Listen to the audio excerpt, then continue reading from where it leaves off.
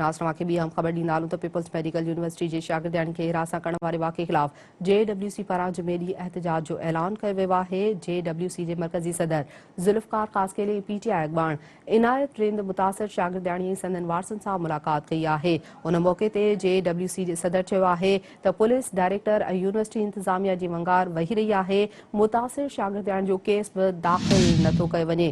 संदसि वधीक चवणु हो त हू परवीन सां हर मोड़ ते गॾु आहिनि, साणनि इंसाफ़ कयो वञे। इहा अहम ख़बर आहे जंहिं बाबति नाज़रीन खे अपडेट कयूं पिया।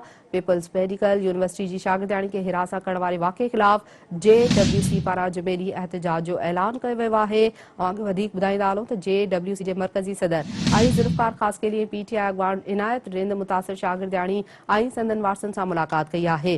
उन मौक़े ते JWC जे सदर जो चवणु आहे त पुलिस डायरेक्टर यूनिवर्सिटी इंतिज़ामिया जी वंगार वही रही आहे ऐं मुतासिर शागिर्दयाणी जो केस बि दाख़िल नथो कयो वञे।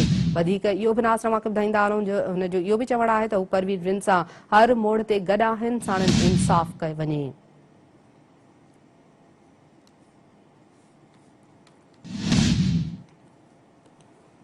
अहम ख़बर आहे जंहिं बाबति नाज़रीन खे अपडेट कयूं पिया। पीपल्स मेडिकल यूनिवर्सिटी जी शागिर्दयाणी खे हिरासत करण वारे वाक़े ख़िलाफ़ JWC पारां जुमे ॾींहुं एहतजाज जो कयो वियो आहे।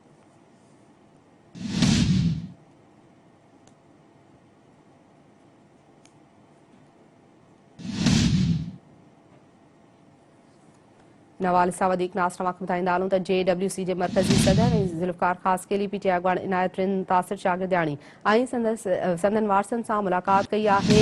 उन मौक़े ते JWC जे सदर जो चवणु आहे त पुलिस डायरेक्टर ऐं यूनिवर्सिटी इंतिज़ामिया जी वंगार वही रही आहे। अव्हांखे ॿुधायूं पिया त मुतासिर शागिर्दयाणी जो केस बि दाख़िल नथो कयो वञे। तफ़सील मालूम कंदासीं सिंध TV न्यूज़ जे रिपोर्टर रफ़ाकत आराई खां। रफ़ाकत आराई, छा तफ़सील आहिनि? JWC पारां जुमे ॾींहुं एहतजाज जो ऐलान कयो वियो आहे। मां ॿुधाईंदो वञा त पीपल्स मेडिकल यूनिवर्सिटी जी शागिर्दयाणी आहे डॉक्टर परवीन रिंद खे हिरासत ऐं तशद्दुद करण वारो जेको मामिलो आहे ऐं शागिर्दयाणी जेको आहे सो A सेक्शन थाणे ते पहुती आहे त उतां पुलिस जेको आहे उहा गुम थी वई आहे।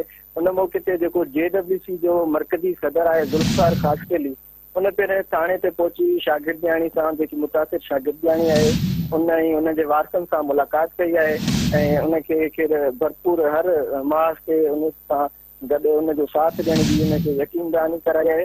ऐं उन मौक़े ते ज़ुल्फ़कार ख़ासकेली सिंध TV न्यूज़ सां ॻाल्हाईंदे चयो त शागिर्दयाणी सां असां हर मोड़ ते गॾु आहियूं ऐं जुमे जे ॾींहुं भरपूर एहतजाज कयो वेंदो जंहिंमें वकील, अदीब, सहाफ़ी ऐं सिविल सोसाइटी जा जेके